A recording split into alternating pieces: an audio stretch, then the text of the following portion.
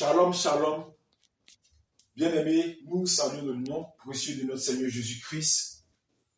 En ce matin, nous allons faire une petite exhortation avec vous.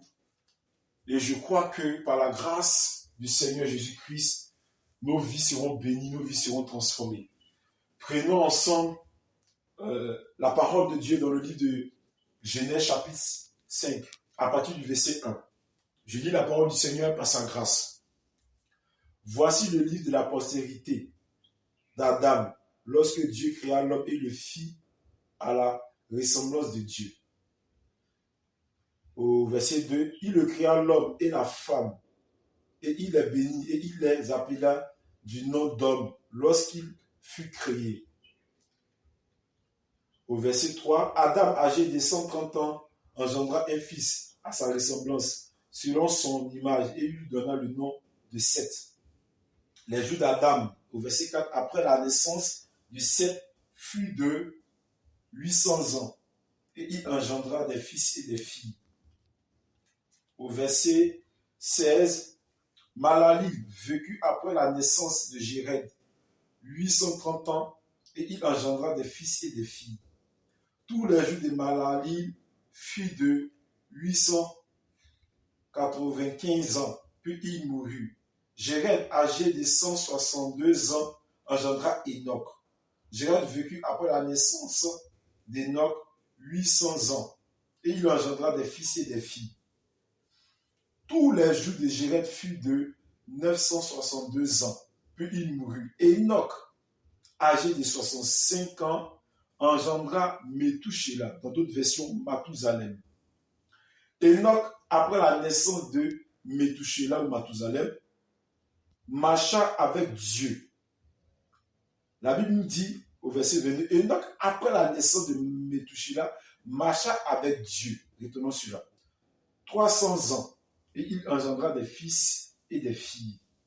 Tous les jours d'Enoch furent de 365 ans. Enoch marcha avec Dieu, puis il ne fut plus, parce que Dieu le prit. Métouchéla, âgé de 187 ans, engendra Lémec. Métouchéla vécut après la naissance de Lémec 782 ans, et il engendra des fils et des filles.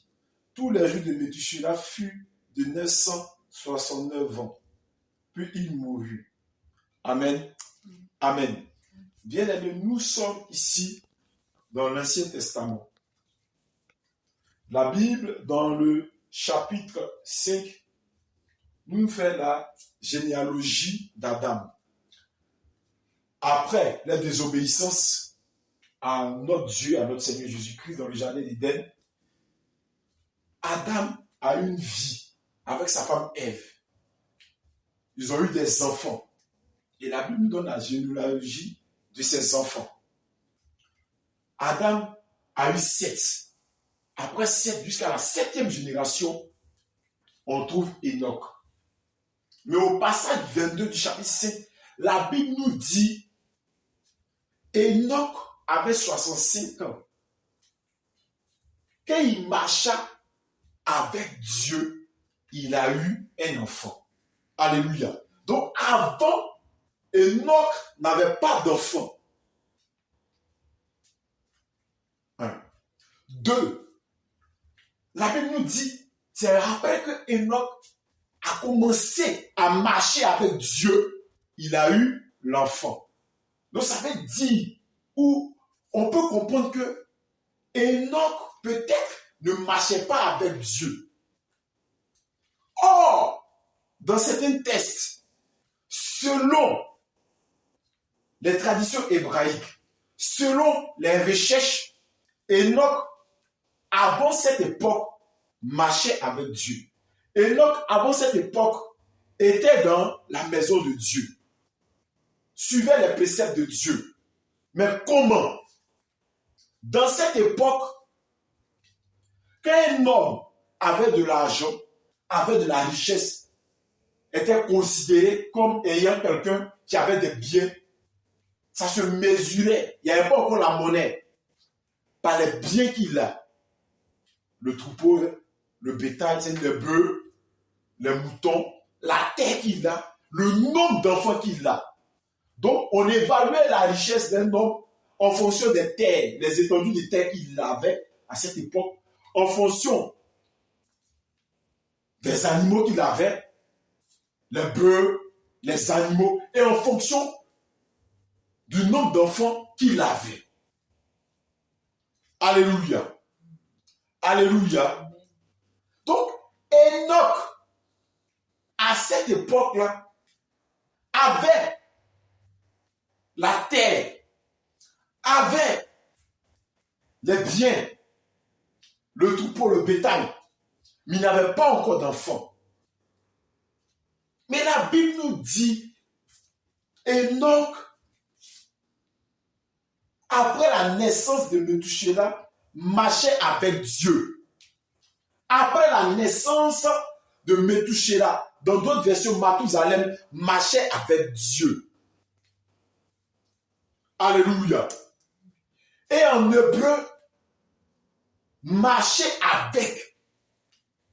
Le terme est Yalak. Alléluia. Le terme est Yalak. Marcher correctement avec quelqu'un. Marcher correctement avec une divinité. Alléluia. Et à cette époque, j'ai dit tout à l'heure que la richesse d'un homme était évaluée en fonction de la terre, des animaux, mais encore plus du nombre d'enfants qu'il avait. Les hommes à cette époque avaient 20 enfants, 50, 30, 40, 100. Mais Enoch n'avait pas d'enfants. On se moquait d'Enoch. On riait d'Enoch. Donc Enoch était dans une pression à chercher un enfant. Enoch était dans une pression à vouloir un enfant. Alléluia. Il était dans cette pression-là. Il était dans cette pression.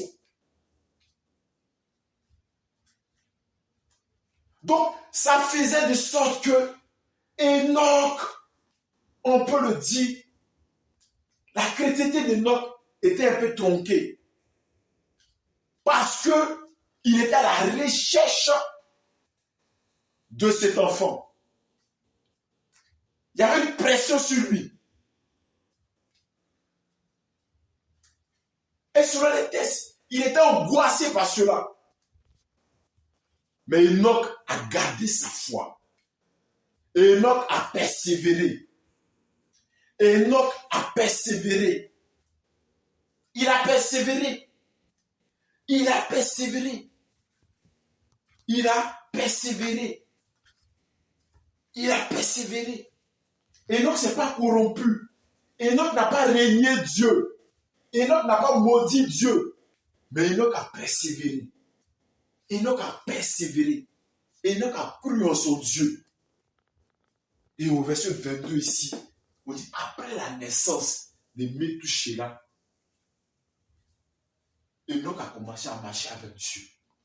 Donc ça veut dire, avant la naissance, Enoch suivait Dieu. En hébreu, c'est Dabak. Alléluia. Dabak veut dire suivre, se coller,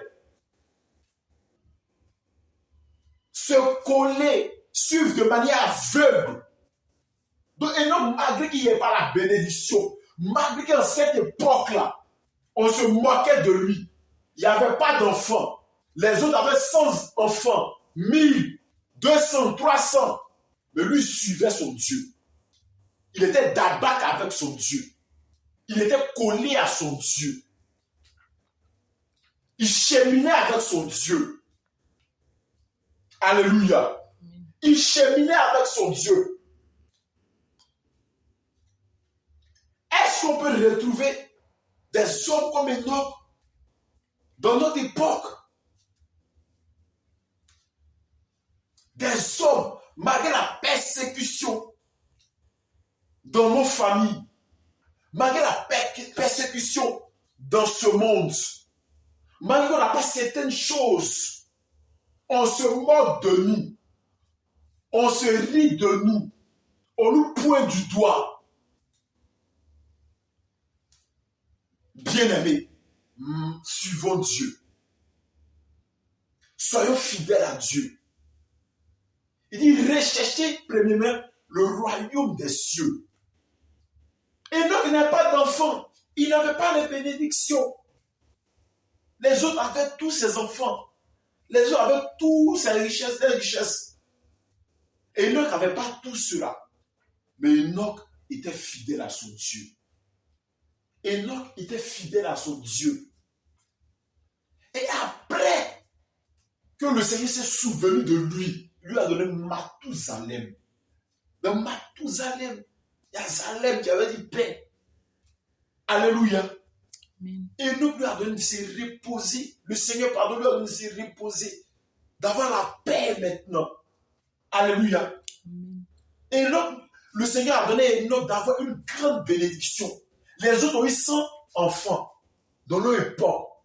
Mais Enoch a eu un seul enfant, Mathusalem, qui est l'homme qui a vécu plus de temps sur cette terre, dans l'humanité. Mathusalem a vécu 969 ans. Il n'y a aucun homme sur cette terre qui a battu ce record. Alléluia. Amen. Donc les autres, alléluia, ils ont eu beaucoup. Mais Enoch a eu un qui a battu le record. Bien aimé, c'est comme ça. Le Seigneur va le faire. Il va te donner d'avoir une bénédiction qui va supplanter les autres. Parce que tu es resté fidèle à lui. Parce que tu es resté collé à lui. Et on dit, après ça, il marcha avec Dieu. Marcher avec Dieu, c'est dit Yalak. C'est dit, il est rentré dans une grande dimension, une dimension de sainteté, mais une dimension d'adoration, une dimension de communion avec le Seigneur. Après le tabac, il est passé au Yalak. Alléluia. Après la bénédiction du tabac, il est passé au Yalak. Après suivre Dieu, il allait marcher avec Dieu. Ce n'est pas la même chose. Quand Dieu l'a exaucé, lui a donné Mathusalem, il est rentré encore plus dans l'intimité de Dieu. Mais nous, quand Dieu nous bénit, l'orgueil vient. On se détache de Dieu. On se détache de notre Père, Jésus-Christ. On commence à taper la poitrine. On commence à se vanter. On rentre dans la volupté. Non, Enoch n'a pas fait cela. Enoch, il a rentré dans une intimité. Mais on veut plus dire, il est rentré dans une sorte d'humilité avec Dieu. D'humilité avec sa génération. Mais nous, est-ce que c'est le cas? Alléluia. Plus Dieu nous élève, restons humbles. Plus Dieu nous élève, restons humbles, bien-aimés. Restons humbles. Et recherchons encore plus Dieu. Mais quand Dieu nous élève, on venait 5 fois à l'église, on vient maintenant 2 fois. On nous poursuit. Le pasteur nous poursuit. On nous poursuit. Bien-aimé, ton père spirituel te poursuit. Depuis que tu as eu ces choses, ce n'est pas normal. Fais comme Enoch. Rentre dans une dimension d'humilité. Rentre dans une dimension d'humilité.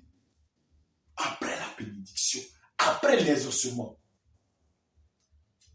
Enoch a été l'un des personnages de la Bible, mais des patriarches est enlevé. Il n'est pas mort, il était enlevé comme Élie. Tellement qu'il a touché au cœur de Dieu, il était enlevé. Il était le premier à être enlevé.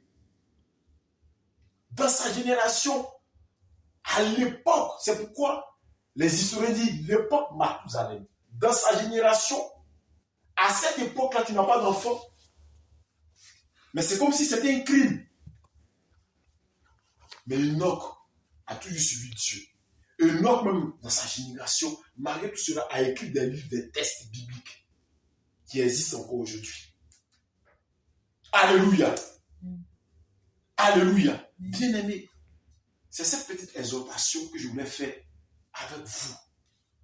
Nous sommes en Christ. Nous recherchons des choses. C'est vrai. Mais quand on les recherche, recherchons-les dans le Seigneur. Et soyons fidèles à Dieu. Ne regardons pas ce qui est à côté. Ne regardons pas les humiliations. Ne regardons pas les blessures. Ne regardons pas ce que le monde nous fait. Mais regardons à Jésus-Christ. Suivons Jésus-Christ dans l'intégrité. Et quand les ossements viennent, n'abandonnons pas Dieu. Soyons toujours en Christ. Soyons toujours en Christ. Rentrons plus encore dans l'humilité. Que la paix, que la main de Jésus-Christ soit sur nous, soit sur vos familles, de là où vous trouvez, que Jésus-Christ se manifeste puissamment dans vos vies. Amen.